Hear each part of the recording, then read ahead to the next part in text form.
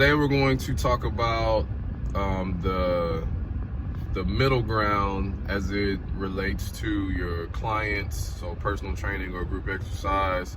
But we're going to talk about the two different extremes of clients, so we're not going to break them up into threes for this video. We're just going to talk about your extreme Gen Pop client, which is going to be just your person who has, you know, very little or no workout experience or fitness experience, or they're just kind of general fitness based. And then we're going to talk about your clients that have some type of athlete or athletic background, team sports background, high performance, high power output background. So we're going to touch on a few things as it relates to what you may be seeing as a fitness professional, some of the recovery rates, or some of the just performance level type things you may be noticing. If you are a trainer who has only been really introduced to general fitness, this could help you understand the athletic demographic a little bit better. If you are a athlete or former athlete who trains clients who are mostly general fitness, this could help you relate better to the general fitness population, or just really be able to put yourself in their shoes a little bit better. Of course, I come from an athletic environment, so these are things that I've had to notice and master myself from a mental perspective, because if you're just looking at it on the surface and you're trying to, you know, make it make sense, it doesn't always make sense. So I'm going to provide a few examples of some things that you may be seeing and kind of relate them to, you know, other things in a metaphoric sense to kind of, you know, keep everything in layman terms. So we're going to go ahead and jump into the differences between these two extreme demographics when it comes to the actual workout.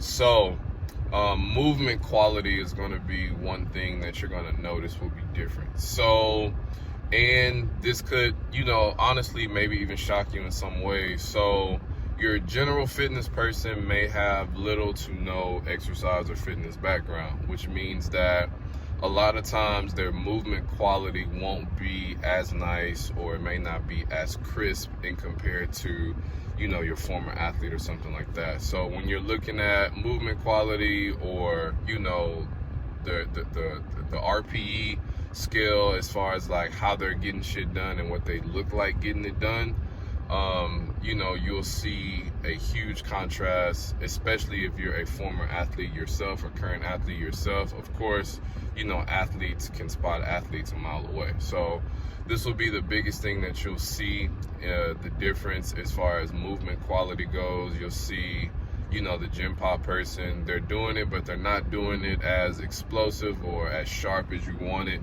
And then of course, you know, you'll be looking at them and it seems like they're already at an RPE rate of maybe like 6 or 7 just for general activities, you know, versus, you know, your athlete who may be moving a lot better, you know, with maybe a visual RPE of maybe like 2 or 3. You know, it can be that extreme.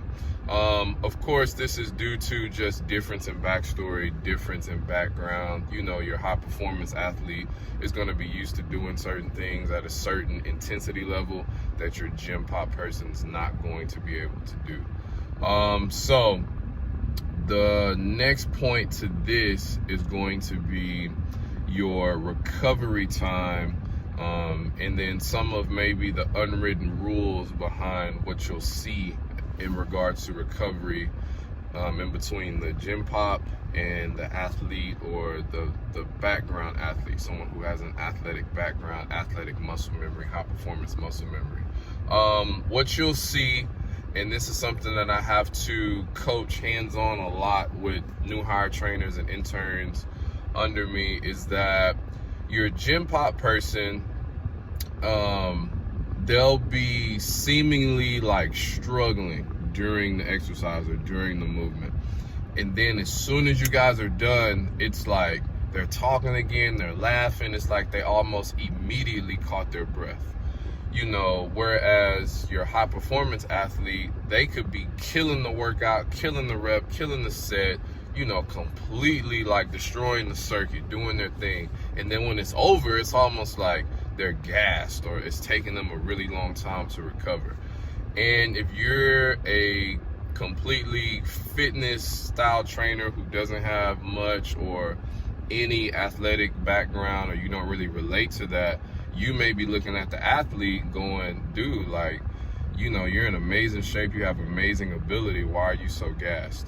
And then, you know, as someone with an athletic background, you may be looking at the gym pop person going like, dude, you are just like dying. Like, how are you able to recover that quick? Like, were you not working hard enough? Were you sandbagging? Were you bullshitting? Of course, because you're looking at it in the athlete world. And when you see that type of shit as an athlete, you figure like, you know, they're not really into it, or they're not working hard enough, or whatever. So in a metaphoric sense, let me explain the two to you.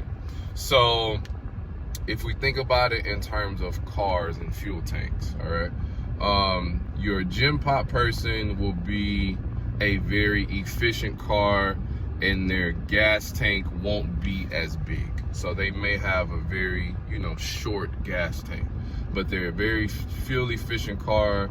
They get the job done. They're not a high performance car. They don't have this huge, you know, high throttle engine, you know, for high performance, but they're very fuel efficient. But their tank and their ability is really short.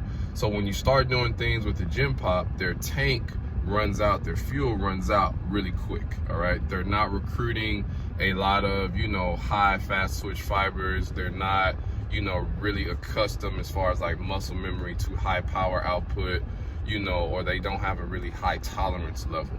So they have a very short tank. So when it runs out pretty quick. But remember, because the tank is short, because it runs out quick, and the tank is not that big, it's able to recover very quickly too. So it runs out quick, but it also recovers quick. It's like, you know, driving a motorcycle or like a moped or something. It may cost you like $10 to fill it up, but you're gonna have to fill it up a lot. So, you know, it may run out of gas very quickly, but it also doesn't take a lot to recover that gas tank as well. Versus your high performance athlete, to where they have a really big tank or bigger tank, a more high performance tank, a more high performance engine that's recruiting a lot of muscle fibers from all these different places at a very high level, and their gas is a lot more concentrated, their gas is a lot more expensive. You know, they may be running on some V-Power, you know, from Shell or whatever, in a metaphoric sense. So the thing is that you get a really high power, highly concentrated, high level of output from these people. So their gas tank is bigger. So that means that it's working efficiently. And then when it runs out, it takes them longer to recover, because they're recruiting a lot more high fast switch fibers and things like that. So the more natural high power output that a person has, the longer and more time that they need to actually recover to be able to be explosive again. So those are some things that you may be noticing when it comes to gym pop versus your athlete demographic, to where your gym pop person, you know, they may have a really short tank. They may seem to get gassed a lot quicker, but they recover a lot quicker as well.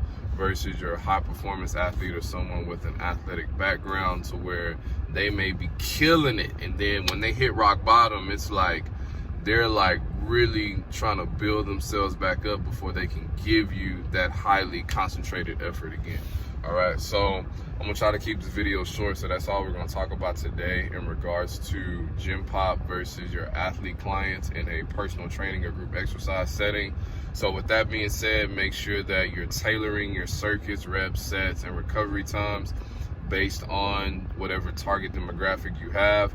If you have a mixed group, so if you're doing group exercise and you have a mixed group, just be sure to find a happy medium between your recovery time, and you may want to also add in active recovery. This will help satisfy both extreme demographics, so your gym pop person can keep moving and sustain their heart rate, whereas your athlete has enough time to recover themselves and build enough strength as they're continuing to keep up with the pace of the class or pace of the training session. All right, hope this helps some people who may have been confused on a visual level as to what they were seeing, and I'll see y'all later. Peace.